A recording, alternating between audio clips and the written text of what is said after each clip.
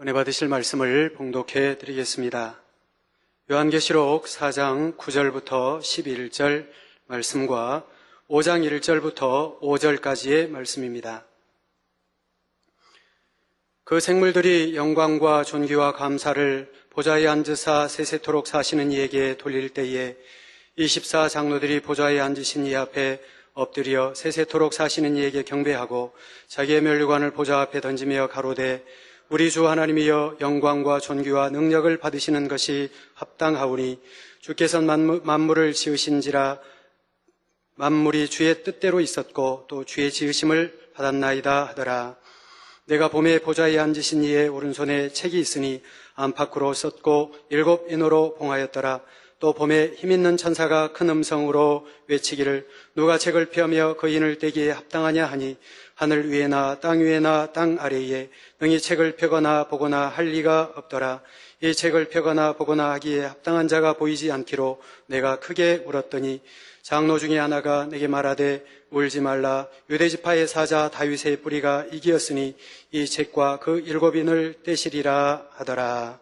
아멘. 오늘은 계시록 강의 36번째 시간입니다. 사랑하는 성도 여러분, 또한 미국, 캐나다, 페루, 온두라스, 볼리비아, 엘살바도르, 아르헨티나, 과테말라, 니카라과, 코스타리카, 에콰도르, 중국, 일본, 파키스탄, 네팔, 인도네시아, 필리핀, 대만, 스리랑카, 말레이시아, 인도, 몽골, 이스라엘, 이집트, 케냐, 우간다, 콩고, 가봉, 앙골라, 부룬디, 르완다, 나이지리아, 탄자니아, 보츠와나, 스와질랜드, 코트디부아르, 남아프리카 공화국, 영국, 독일, 프랑스, 이탈리아, 벨기에, 네덜란드, 러시아, 벨로루시, 다케스탄, 우크라이나, 에스토니아, 카자흐스탄 등 전 세계 및 전국의 6,300여 개 지교회 성도 여러분, 지성전 성도 여러분, 전 세계 인터넷을 통해 예배 드리는 모든 성도 여러분, GCN 시청자 여러분, 지난 시간에는 하나님의 보좌 주변을 지키고 있는 네 생물에 대해 설명을 드렸습니다. 그들의 사명을 이 땅의 것으로 비유하자면 마치 왕을 최측근에서 지키는 경호원과 같지요. 물론 어느 누가 감히 하나님 곁에 함부로 다가갈 수 있는 것은 아닙니다. 하지만 하나님 보좌 곁에는 큰 위엄과 권세를 가진 네 생물이 있어서 하나님의 어미하심과 권위를 더해주고 있지요. 성경에도 우리 주님 강림하실 때, 공중 강림하실 때도 그냥 오십니까? 천사장의 나팔 소리 얼마나 의미 있게 오십니까? 웅장하고 의미 있고 하는 것 같이 하늘나라도 다 그렇게 되어 있다는 거 아시면 되겠습니다. 그런데 이러한 네 생물들도 늘 하나님을 찬양하고 있다는 사실입니다. 그들이 밤낮 쉬지 않고 이르기를 거룩하다 거룩하다 거룩하다 주 하나님 곧 전능하신 이여 전에도 계셨고 이제도 계시고 장차 오실 자라 하며 하나님을 찬양하는 것을 볼 수가 있지요. 물론 밤낮 쉬지 않는다 해서 실제로 그들이 하나님 앞에 항상 찬양을 올려드리고 있는 것은 아닙니다. 때로는 직접 찬양을 올려드리기도 하지만 때로는 마음의 향으로만 올려드리지요. 상황과 환경에 따라 달라지지만 그들의 마음 중심만은 늘 하나님을 향해 찬양과 경배를 올려드리고 있기 때문에 이처럼 밤낮 쉬지 않는다 표현하는 것입니다. 저희에게도 하나님이 쉬지 말고 기도하라고 이렇게 말씀했죠. 그러면 밥도 안 드십니까? 그러며 마찬가지입니다. 그런데 이러한 네 생물들이 하나님 앞에 장차 오실 자라 고백하고 있지요. 장차 오실 자란 앞으로 인간 경작이 마무리되면서 이 땅에 강림하시게 될 주님을 지칭합니다. 그러나 결국 성부, 성자, 성령 하나님은 삼일체 한 분이시므로 보좌에 앉으신 아버지 하나님을 향한 고백이 곧 주님을 향한 고백과 같은 것이죠. 내 생물은 비록 하나님을 지키는 경호의 사명을 맡은 존재이지만 그들도 이처럼 삼위 하나님에 대해 밝히 알고 있으며 하나님의 뜻과 섭리 가운데 이루어질 일들에 대해서도 정확하게 파악하고 있다는 사실입니다. 또한 하나님 앞에 영광과 존귀와 감사를 돌린다는 것은 그들이 단지 행위적인 모습으로만 하나님을 찬양하는 것이 아니라 하나님 앞에 올려지는 마음의 향으로서 찬양하는 그러한 존재들임을 알 수가 있지요. 모든 영광이 하나님께 있음을 깨닫고 있으며 하나님의 존귀하심과 하나님께 대한 감사를 느끼면서 마음 중심의 향으로 찬양한다는 말입니다. 그런데 하나님 앞에 이러한 내 생물의 찬양보다 더 진한 양으로 올려지는 찬양이 있지요. 본문 10절에서 11절에 24장로들이 보좌에 앉으신 이 앞에 엎드려 세세토록 사시는 이에게 경배하고 자기의 면류관을 보좌 앞에 던지며 가로되 우리 주 하나님이여 영광과 존귀와 능력을 받으시는 것이 합당하오니 주께서 만물을 지으신지라 만물이 주의 뜻대로 있었고 또 지으심을 받았나이다 하더라 말씀하고 있습니다. 이 14장로가 어떤 사람들인지는 이미 말씀을 드렸지요. 악은 모양이라도 버려서 거룩하신 하나님을 닮았고 주어진 사명을 생명다해 감당한 사람들입니다. 이 세상 그 무엇보다도 하나님을 첫째로 가장 사랑한 사람들이며 하나님을 위해서라면 또 하나님의 나라와 영혼들을 위해서라면 자신의 목숨까지도 전혀 아끼지 않고 모든 것을 드린 사람들이지요. 그 마음 중심에 오직 하나님을 향한 사랑과 감사와 열정이 가득한 사람들입니다. 하나님의 참 아들로 인정받은 사람들이며 인간 경작을 통해 구원에 이른 수많은 하나님의 자녀들 중에서도 가장 보배와 같은 존재들이지요. 바로 이러한 24장로가 마음 중심을 담아 아버지 하나님 앞에 경배하고 있는 것입니다. 그러니 이러한 찬양과 경배를 받으시는 아버지 하나님의 마음이 얼마나 기쁘시겠습니까? 이것이 바로 참 자녀의 사랑을, 참 자녀와 사랑을 나누기 원하셨던 아버지 하나님께서 인간 경작을 계획하시고 독생자까지 내어주시며 이루기 원하셨던 인간 경작의 섭리와 목적이지요. 만약 여러분에게 여러 명의 자녀가 있어서 사랑의 고백을 해오는데 그 중에 여러분을 꼭 닮아서 여러분의 마음을 가장 잘 알고 가장 기쁘게 해드리는 자녀가 있다면 아무래도 그 자녀의 사랑 고백이 마음에 더 진한 감동으로 와 닿지 않겠습니까? 이런 것처럼 하늘나라에는 천사와 천군, 그룹을 비롯하여 하나님을 찬양하는 수많은 존재들이 있지만 그 중에 무엇보다도 하나님을 기쁘시게 하는 것은 인간 경작을 통해 참 자녀로 나온 저와 여러분의 찬양이라는 사실입니다. 천사들이야 찬양 더 잘하죠. 그러지만 하나님은 하나님의 자녀들이 인간 경작받고 구원받은 하나님의 자녀들의 찬양을 더 기뻐하신다고 하는 사실이에요. 그 중에서도 더욱이 인간 경작의 대표적 성공작이라 할 수 있는 24장로들이 올려드리는 찬양과 경배라면 당연히 하나님께는 너무나 큰 기쁨과 감동이 되지요. 하나님은 참 어떠한 자녀들을 원하십니까? 아버지 꼭 닮은 자녀들을 원하십니다. 우리 주님 꼭 닮은 자녀들을 원하십니다. 그런데 24장로는 그 중에도 아브라함, 에녹, 엘리야, 이런 모세 이런 분들을 빼고는 정말 꼭 또 하나님을 이렇게 닮은 24장로들을 얼마나 사랑하시겠습니까? 꼭 24장로만 사랑하는 게 아니고 또 꼭 닮은 우리 또 성도님들 많죠, 여자분들도. 그런데 본문에 보니 이러한 24장로들이 하나님을 찬양하고 경배하며 자신들의 면류관을 하나님 보좌 앞에 던집니다.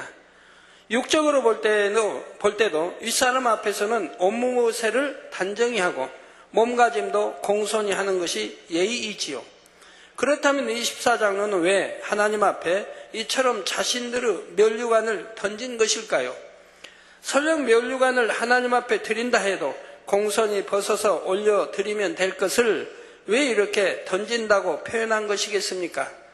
이 말씀을 문자적으로만 해석하면 자칫 무례해 보일 수도 있지만 이처럼 면류관을 던졌다는 말 속에는 많은 의미들이 담겨 있다는 사실입니다. 성도 여러분, 24장로에게 있어서 그들에게 주어진 그 면류관은 그들이 이 땅에서 하나님을 위해, 주님을 위해 생명 다해 헌신한 것에 대한 상급이며 영광입니다. 하나님께서 그들을 인정해서 주신 증표이니 무엇보다도 값지고 귀한 것이지요. 그럼에도 그러한 면류관을 하나님의 보좌 앞에 던졌다는 것은 그처럼 귀한 면류관이라 할지라도 너무나 존귀하시고 거룩하신 하나님 앞에서는 아무것도 아니라는 의미를 담고 있습니다. 자신들이 아무리 귀한 면류관을 썼다 할지라도 하나님 앞에서는 부끄러울 뿐이며 그저 머리가 숙여지고 무릎이 꿇어진다는 의미입니다. 하나님을 경외하는 마음 가운데 자신들을 완전히 낮춘다는 의미의 표현이지요. 이 14장로는 너무나 존귀한 자리에 올랐음에도 지극히 높으신 하나님 앞에서는 자신들의 존재가 어떠한지를 잘 알았던 것입니다. 그들은 이 땅에서도 이미 교만이나 높아지려는 마음, 드러내려는 마음 등 비진리의 마음들을 다 벗어버렸을 뿐만 아니라 하늘나라에서도 이처럼 오직 하나님만을 높여드리고 있다는 사실입니다. 그러면서 24장로들은 천하 모든 만물이 하나님의 뜻대로 지음받았다 고백하고 있지요. 하나님께서는 처음 인간 경작을 계획하실 때부터 앞으로의 모든 일을 다 아셨습니다. 그래서 영의 세계에 속한 모든 것은 물론이고 인간 경작에 필요한 유구 세계의 모든 것도 다 뜻대로 지으셨지요. 그렇다고 해서 임의대로 지으셨다는 뜻이 아니라 예지하심 가운데 공의에 맞춰 모든 것을 예정하셨다는 사실입니다. 하나님은 또 모든 거 아시고 역사에서 가신데 여러분들 잠자리 이야기가 안 나올 때가 됐네요.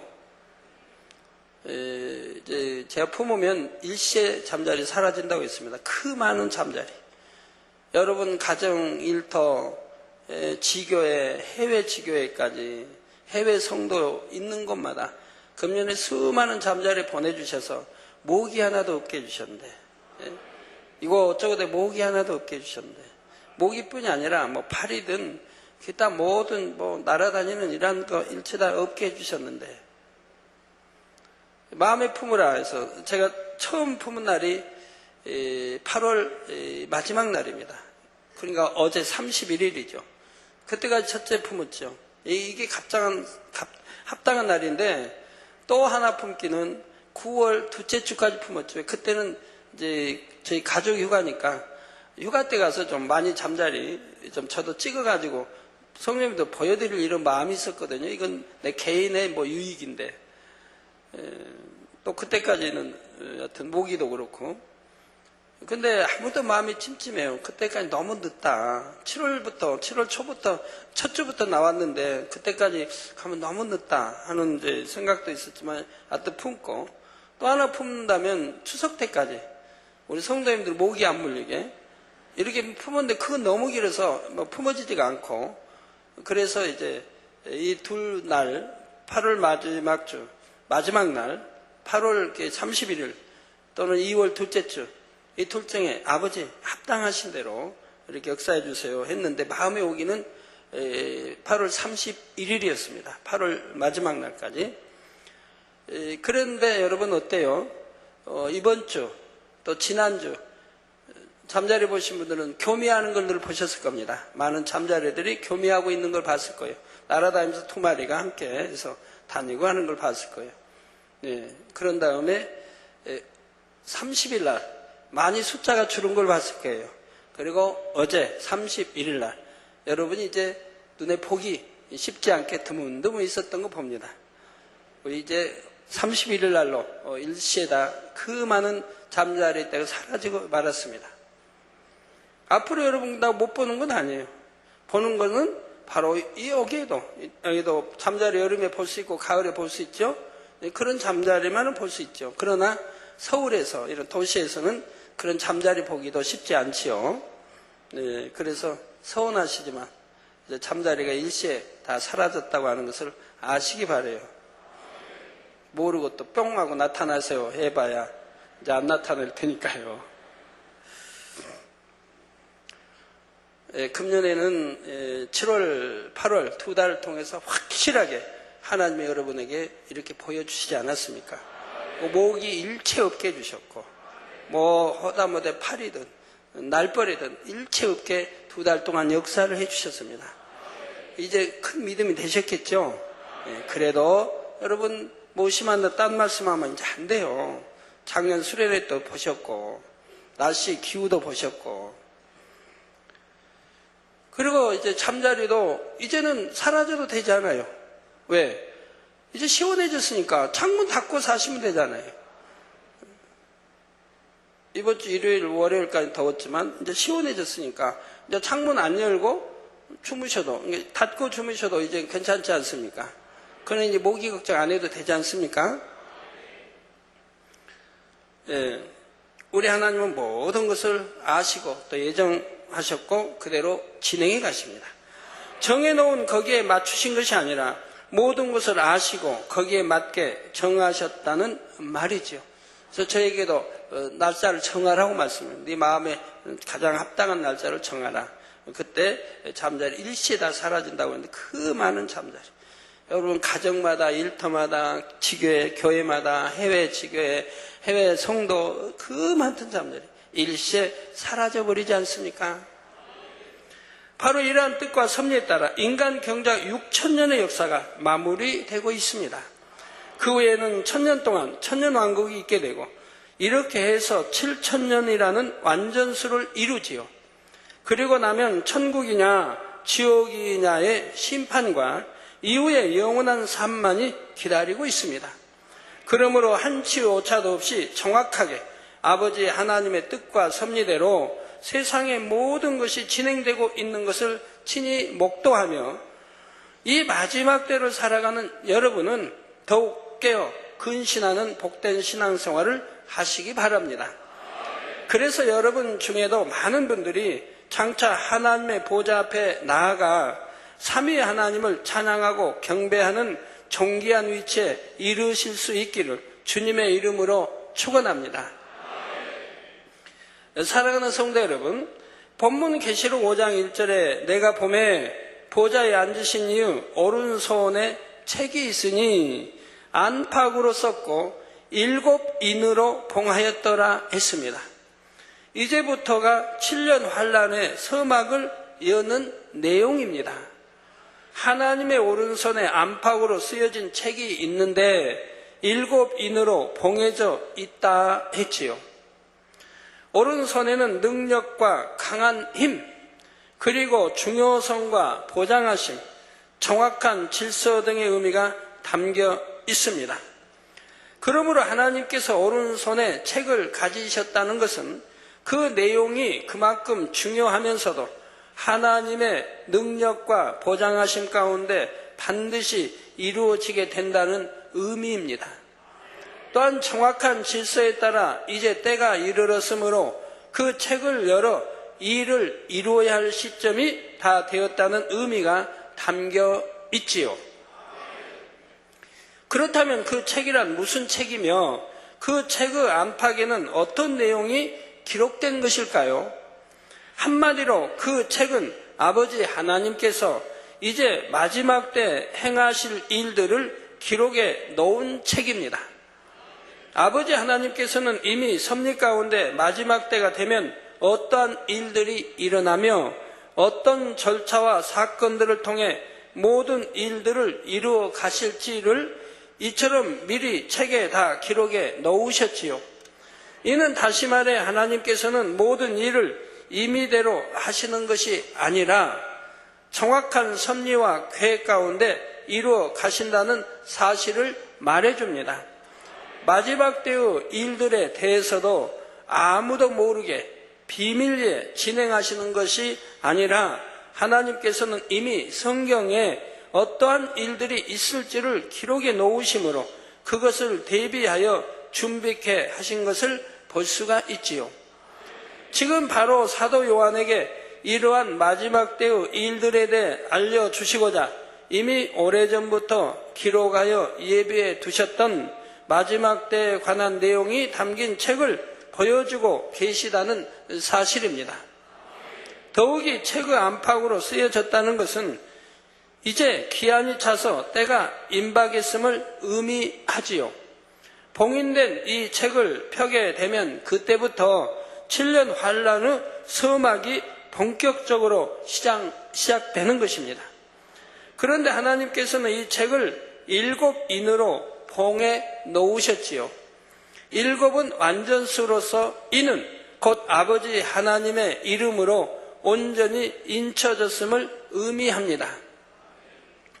삼위 하나님 외에는 누구도 이 책의 내용을 함부로 알 수도 없고 때가 이르러 하나님께서 허락하시기 전까지는 그 안에 담긴 내용들이 이루어질 수 없지요.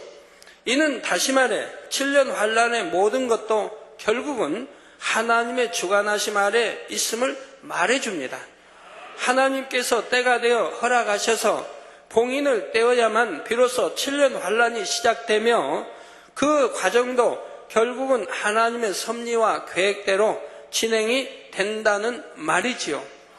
7년 환란 동안 이 세상은 원수 마귀 사단의 손에 넘어가 있게 되지만 그렇다고 주도권을 원수 마귀 사단이 가지는 것이 아닙니다. 그들은 어디까지나 인간 경작의 과정에 필요한 하나의 도구에 불과하지요. 자신들에게 주어진 기한과 한계 안에서 인간 경작을 위해 한 부분을 감당할 뿐입니다.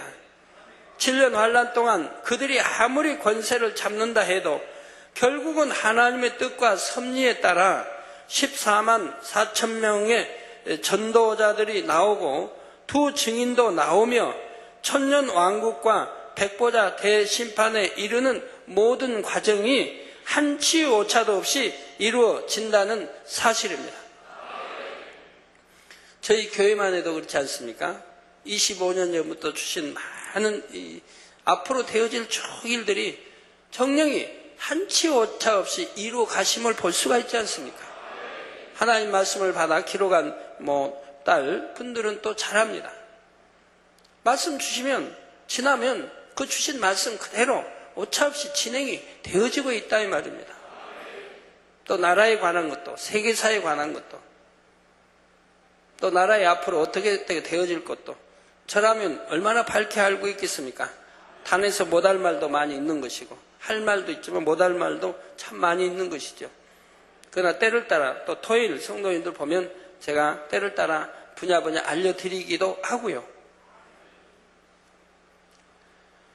마지막 때에 이루어질 내용이 담긴 책이 7인에 의해 봉인되어졌다는 것은 이처럼 모든 주도권이 하나님께 있음을 말해주고 있는 것이지요. 그리고 이때 봉인된 7인은 하나님의 이름으로 새겨진 불로써 된 봉인입니다.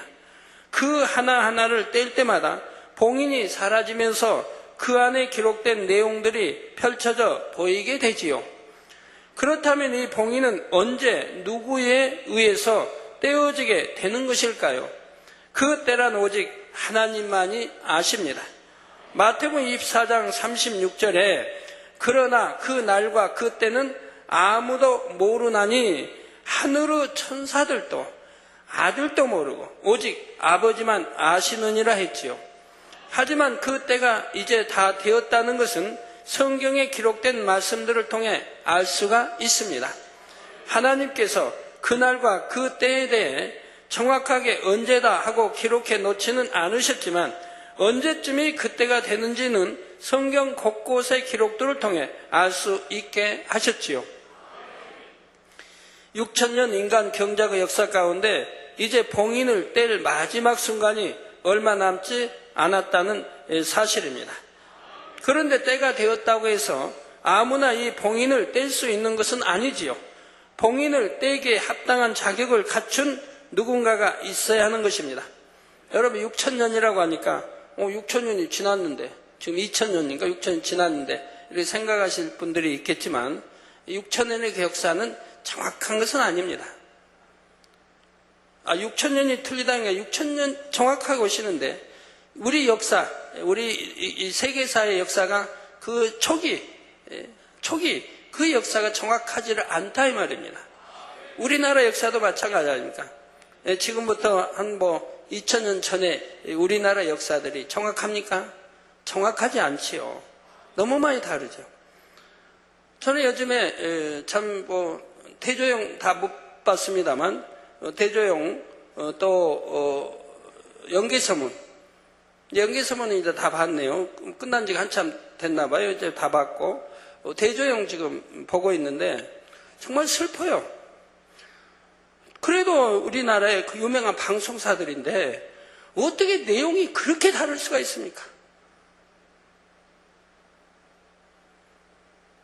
대조영에는 분명히 연개서문이 죽은 다음에 아들들이 분쟁을 일으키고 장남과 둘째와 분쟁을 일으키고 싸워서 결국은 하나 되지 못해서 망하는 걸로 나와요. 연개서문이 이미 죽었고 그리고 그 아들은 굉장히 온유하게 나와요.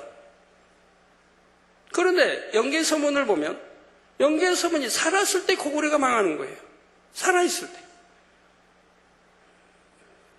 중국에 의해 망한다 이 말입니다.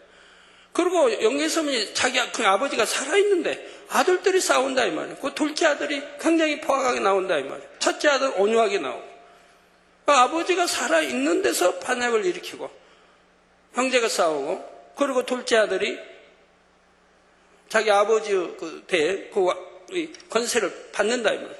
장남에게 주었는데 어떻게 이렇게 우리나라 역사를 반대로 가이질 해버린지 어느 것이 참인지를 모르지 않습니까? 어느 정도라도 그래야죠. 어느 정도라도. 너무 역사가 틀리게 나온다 이 말이에요.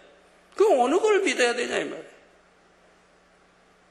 이것도 못 믿겠고 저것도 못 믿겠고 물론 작가가 그 당시 대화를 알겠습니까? 작가의 머리에서 써지는 것이지만 그래도 역사의 흐름은 맞게 해놔야 하지 않습니까? 한쪽은 연개선이 죽은 다음에 고구려가 망하고 한쪽은 연개선이 살아있는데 고구려가 망하고 감히 연개서문이 살았을 때는 아들들이 싸울 생각도 못했는데 이쪽 한쪽은 아버지가 살아있는데 싸워서 망하냔 말이에요. 이렇게 틀리게 기록되어 있는 걸 봐요. 그래도 그런 것은 누가 뭐라고 안 나와요. 역사인데 정확하게 해야 할 거 아닙니까? 흐름이라도 연대라도 맞아야 할 거 아니에요. 참 이걸 보면서 너무 그와 마찬가지예요. 우리 세계사 역사도 지금 2000년이라고 하는 이것이 그렇게 초기에 맞지 않는 분야들이 있다 이 말입니다. 그렇기 때문에 이스라엘의 6천년과 우리가 아는 6천년과는 또 다르다 이 말이에요. 그래서 하나님이 6천년만 되면 오시는데 이거 틀림없는 거지만 이게 역사의 기록이 다르기 때문에 이런 것이라 이 말입니다. 그런 걸 여러분이 이해하시면 돼요.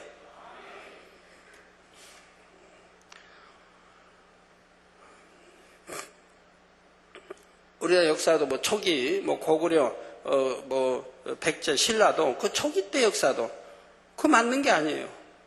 근데 그 이전의 역사는 더더구나 마찬가지죠. 또 주몽 역사는 더 얼마나 우스워요. 우리 초등학교 배울 때는 그냥 이렇게 압록강입니까? 어디 대동강 건널 때 저기들이 거북이들이 다리를 놔줘가지고 도망쳐오는 것처럼 이렇게 배웠는데 또 여기 주몽 나온 거 보면 또 다르지 않습니까? 물론 그렇게 거북이 다리 놔서 건너 올 리는 없는 거지만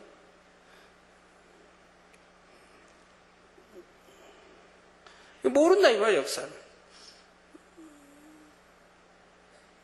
그런데 우리 바로 2000년 전에 그런 역사이기 때문에 연대가 이렇게 약간 틀리게 되어 있다 이 말입니다.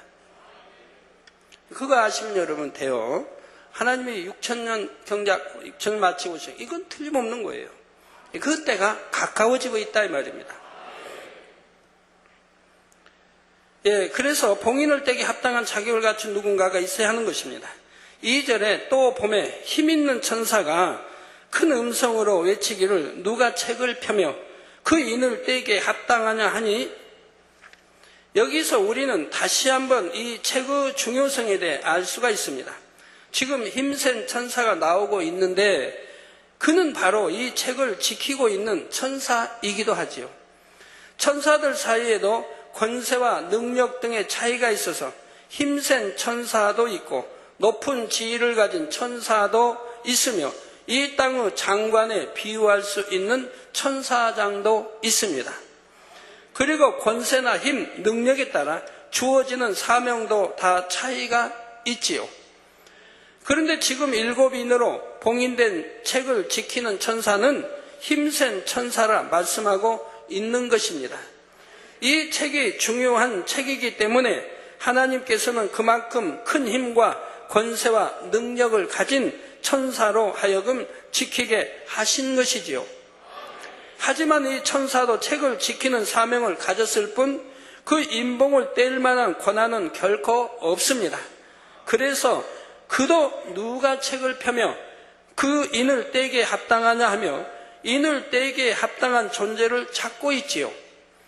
이제 그만큼 인봉을 떼어야 할 때가 가까웠기에 합당한 자격을 갖춘 이가 누구인가 찾는 것입니다. 그렇다 하여 이 천사가 그 자격을 갖춘 존재가 누구인지를 정말 모르는 것은 아니지요. 요한에게 그 해답을 찾도록 던져주고 있는 것인데 이에 요한이 살펴보았지만 그만한 자격을 갖춘 존재를 찾지 못했습니다. 3절 4절에 하늘 위에나 땅 위에나 땅 아래 능히 책을 펴거나 보거나 할 리가 없더라.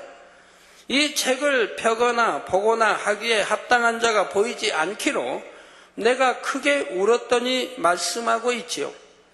이 말씀대로 하늘 위에나 땅 아래에도 능히 봉인을 떼고 이 책을 펴거나 볼 수 있는 자격을 갖춘 사람은 없습니다.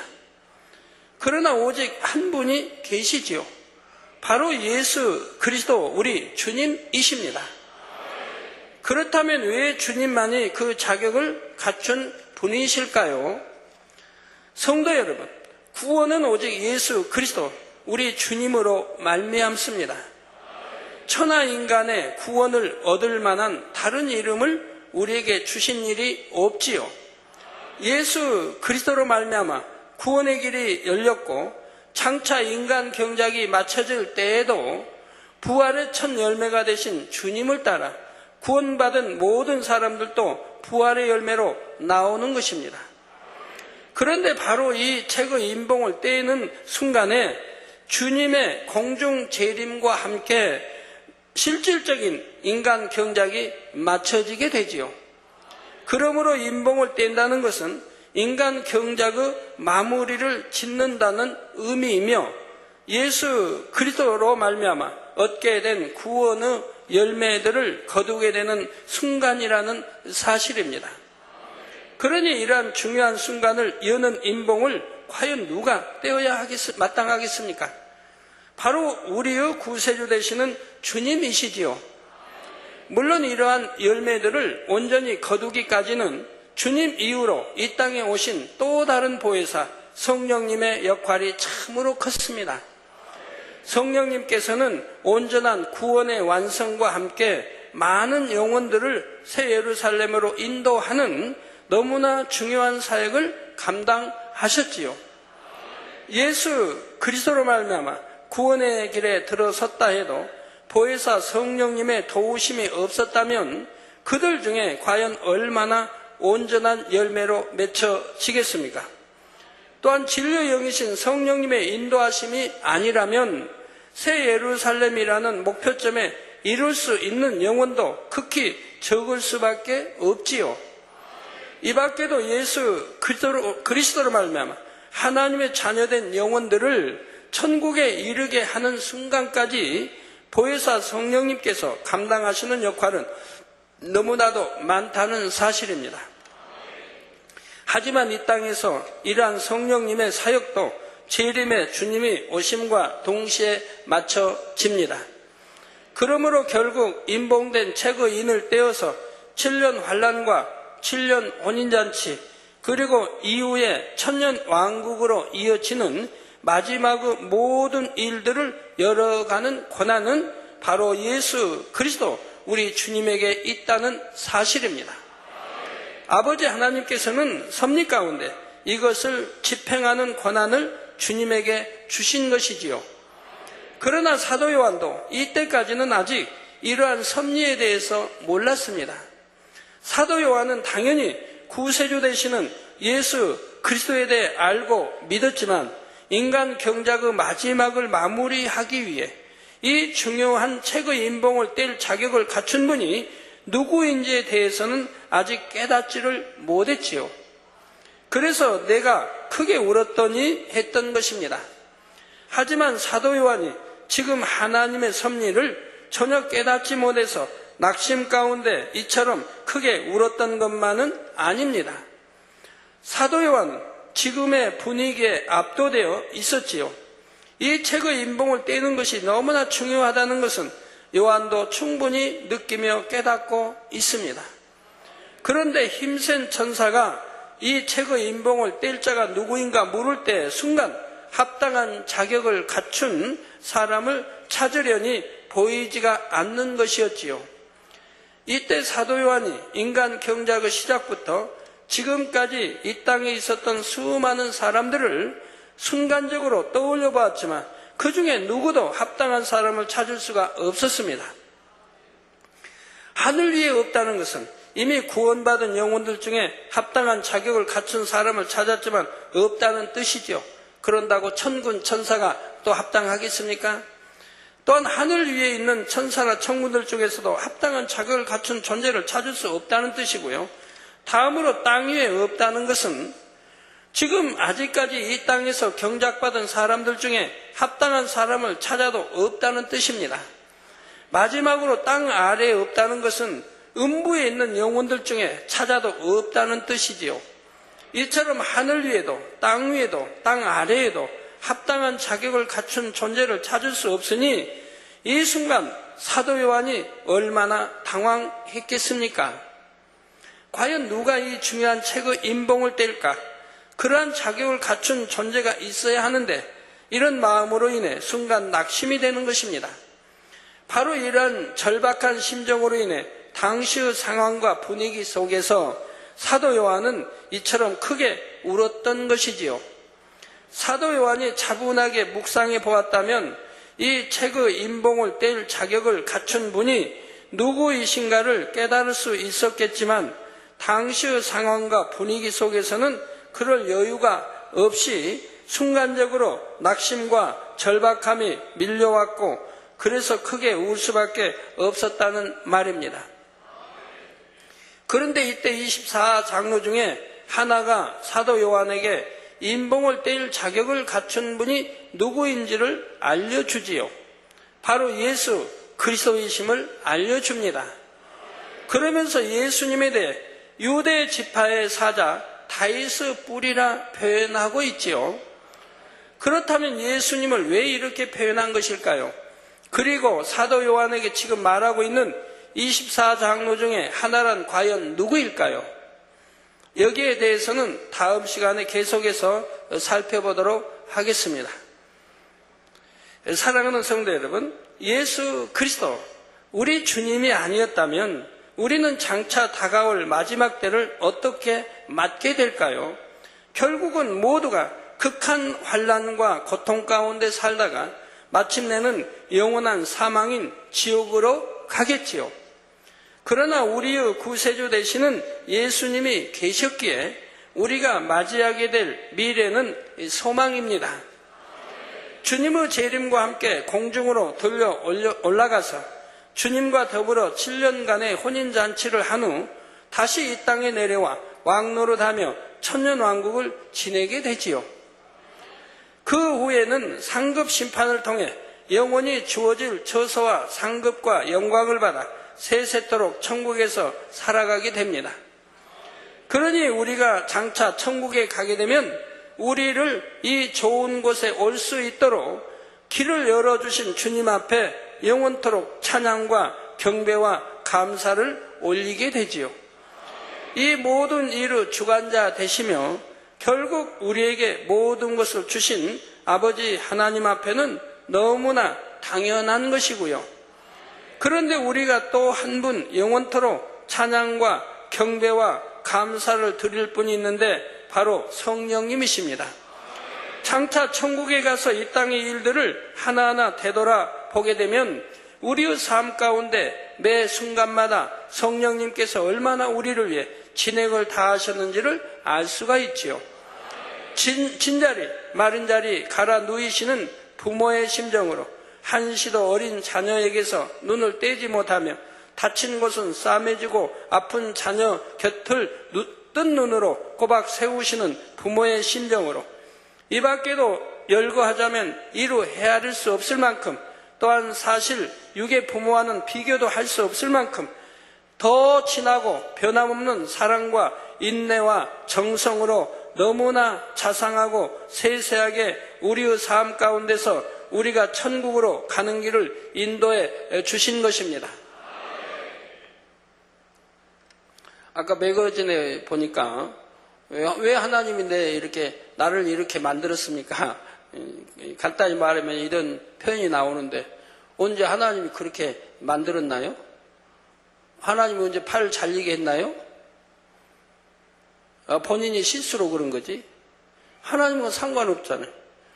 여러분이 잘못 가다가 돌에 걸려가지고 넘어졌다. 하나님 나 왜 이렇게 넘어져가지고 다리 다치게 하시나요? 그런 사람 어디 있어요?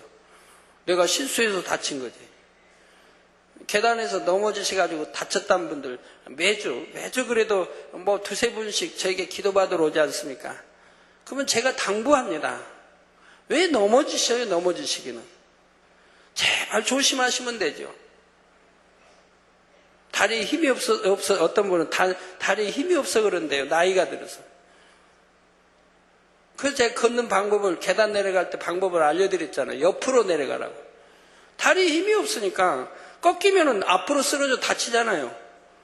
옆으로 내려가 옆으로. 계단 옆으로. 좀 느리더라도 옆으로. 그러면 넘어질 리 없고 다칠 리 없고 넘어져도 앞으로 안 넘어지잖아요. 뒤로 넘어지면서 손으로 이렇게 짚을 수가 있고. 넘어져도 굴르지 않으니까. 계단 또 모서리 다칠 이유도 없고.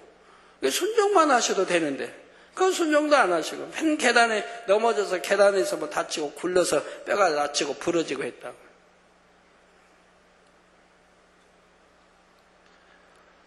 그렇게 세밀하게 가르쳐 드려도 순종 안 하고. 저도 만에 하나라도 사람이 넘어질 수 있잖아요. 실수가 나오고. 그래서 항상 계단 내려갈 때는 옆으로 몸을 틀어서 내려가요. 만에 한 번의 실수를 막기 위해서 그래요. 또 다쳐가지고 어때 하면 영광 가리잖아요. 화재도 그래요. 여러분 가스 왜 조심하라 합니까?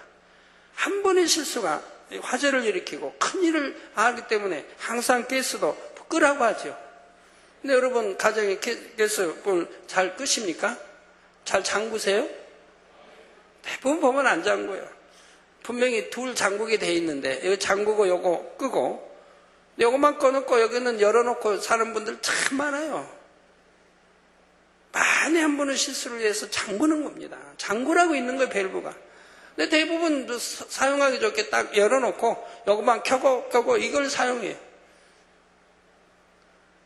그지만 일생 중 한 번의 실수가 나올 수 있다는 거예요. 화재도 그렇고.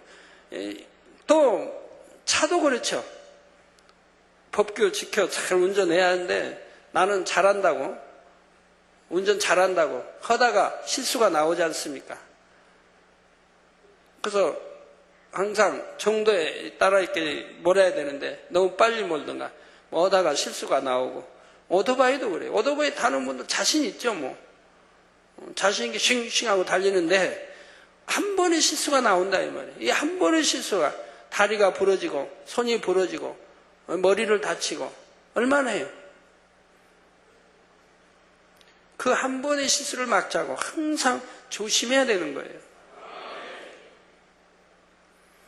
우리 성령님이 우리를 얼마나 자상하게 가르치시고 인도해 주시는데요. 근데 순종하지 않고 실수 아닌 그냥 불호 죄를 짓지 않습니까? 자, 그러니 변질됨이나 변개함이 전혀 없는 천국에서는 이러한 성령님에 대한 은혜와 감사를 세세 무궁토록 표현하며 살아가는 것이지요. 여러분 모두가 장차 이러한 대열에 꼭 동참하시기를 바랍니다. 그것도 삼위 하나님의 보좌 가까이에서 세세토록 찬양과 존귀와 영광을 올려드리는 복된 여러분이 되시기를 주님의 이름으로 축원합니다. 말씀 상고하시면서 통성으로 다 같이 기도하시겠습니다. 할렐루야. 주님 은혜와 사랑에 감사를 드립니다.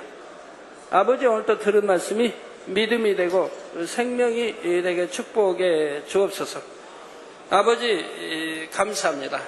우리도 이 14장로와 같이 하나님 보좌 가까이 나아갈 수 있는 참으로 하나님의 인정과 사랑을 받을 수 있는 인간 경작 잘 받았다 아들아 따라 말을 들을 수 있는 성도님들이 되게 축복해 주시기를 원합니다.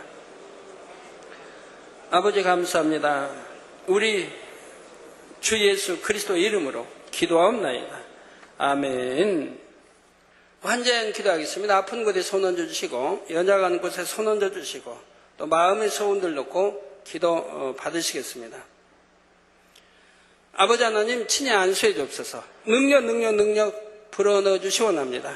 시공간 초월하여 역사해 주옵소서. 화상을 통해 예배 드리는 전국 교회와 지교회와 지성전 위에 인터넷을 통해 예배 드리는 전 세계 하나님의 자녀들 위에 아버지 또 콩고 김숙환 목사 9월 1일 2일 권능의 손수건 집회 위에 또 9월 5일과 7일 목회자 세미나 출장 시 좋은 날씨를 위해서 또 8월에 도착한 당장 책자 7,000권이 세관에서 잘 통과될 수 있도록 아버지 역사해 주셔서 세관에 잘 통과될 수 있도록 축복해 주시고 재정의 축복도 받아 선교센터, 방송, 차량 등 응답받을 수 있도록 축복해 주시 원합니다.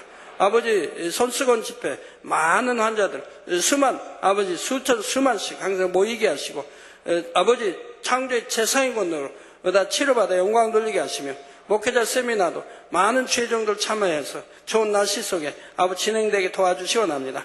캐나다의 전태문 목사 아들 전시원의 비자 문제 잘 해결되게 아버지 또 무료로 학교 다니는데 어려움이 없도록 주여 축복해 주옵소서. 친히 안수해 주시고 축복해 주시기 원합니다.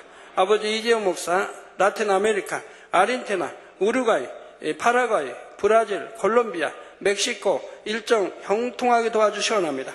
만날 만한 사람들 만나고 만날 만한 어른 방송 TV 만나게 하시고 모든 일정이 잘 짜여지게 도와주시 원합니다.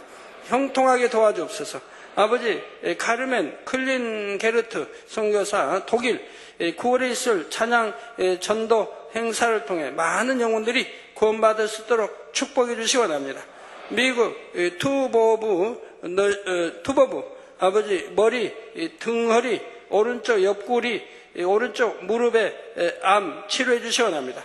머리 성례불로 등허리 성례불로 템받고 깨끗함 오른쪽 옆구리 오른쪽 무릎에 암 주여 성례불로 태워 깨끗게 해주시 원합니다. 시공간 초월하여 아버지 암 그는 뿌리까지 태워주시고 깨끗게 하시며 재정의 축복도 주시기 원합니다.